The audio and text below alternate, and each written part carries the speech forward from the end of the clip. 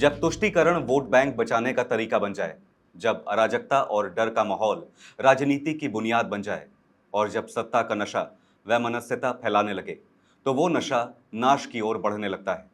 ऐसे ही कुछ सबूत जांच एजेंसियों की फाइलों तक पहुंचने लगे हैं और अब जनता उस इंसाफ की आस में है जो ना जाने कब से बंगाल की राजनीति में सोया हुआ था।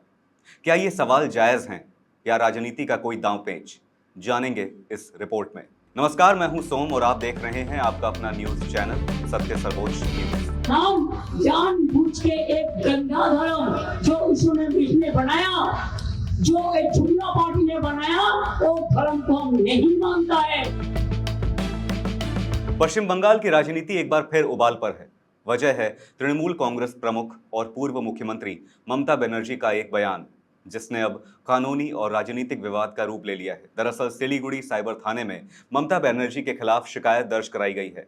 आरोप है कि उन्होंने कोलकाता में ईद के मौके पर आयोजित एक कार्यक्रम में सनातन धर्म को लेकर आपत्तिजनक टिप्पणी की। शिकायतकर्ता वकील रिंकी चैटर्जी सिंह के मुताबिक ममता बनर्जी ने अपने भाषण में सनातन धर्म को गंदा धर्म कहा था, जिससे करोड़ों हिंदुओं की धार्मिक भावनाएं आहत हुई हैं। शिकायत में भारतीय न्याय संहिता की कई धाराओं का हवाला दिया गया है। आरोप है कि इस बयान से सामाजिक वैमनस्य और धार्मिक तनाव बढ़ा और हिंदू समाज की भावनाओं का सम्मान नहीं किया गया। रिपोर्ट्स के मुताबिक सिलीगुड़ी साइबर पुलिस ने मामले को लेकर प्रारंभिक जांच शुरू कर दी है। इस पूरे विवाद में एक और अहम पहलू सामने आया। शिकायतकर्ता रिंकी चैटर्जी सिंह का दावा है कि उन्होंने पहले भी इस मामले को उठाने की कोशिश की थी, लेकिन उनकी बात नहीं सुनी गई।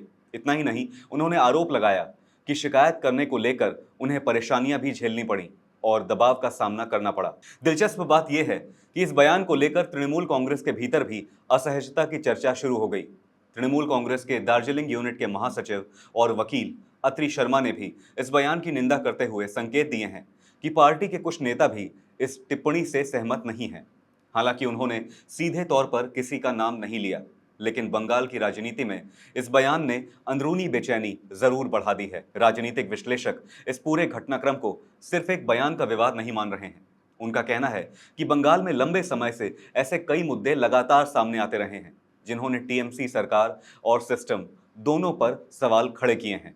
इसी बीच प्रवर्तन निदेशालय यानी ईडी की एक और बड़ी कार्रवाई ने बंगाल की राजनीति का तापमान और बढ़ा दिया है। ईडी ने कथित उगाही और मनी लॉन्ड्रिंग मामले में पूर्व पुलिस अधिकारी शंतनु सिन्हा बिस्वास से जुड़े ठिकानों पर छापेमारी की है। जांच एजेंसी उन मोबाइल फोन्स की तलाश कर रही है जिन्हें इस पूरे नेटवर्क की अहम कड़ी माना जा रहा है। जांच जिस मामले से जुड़ी है उसका केंद्र बताया जा रहा है कथित अपराधी विश्वजीत पोद्दार उर्फ सोना पप्पू।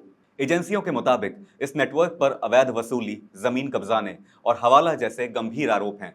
मामले में कारोबारी जय एस कामदार की गिरफ्तारी पहले ही हो चुकी है, जिस पर कथित तौर पर पुलिस अधिकारियों से करीबी संबंध रखने और नेटवर्क को संरक्षण दिलाने के आरोप लगे थे।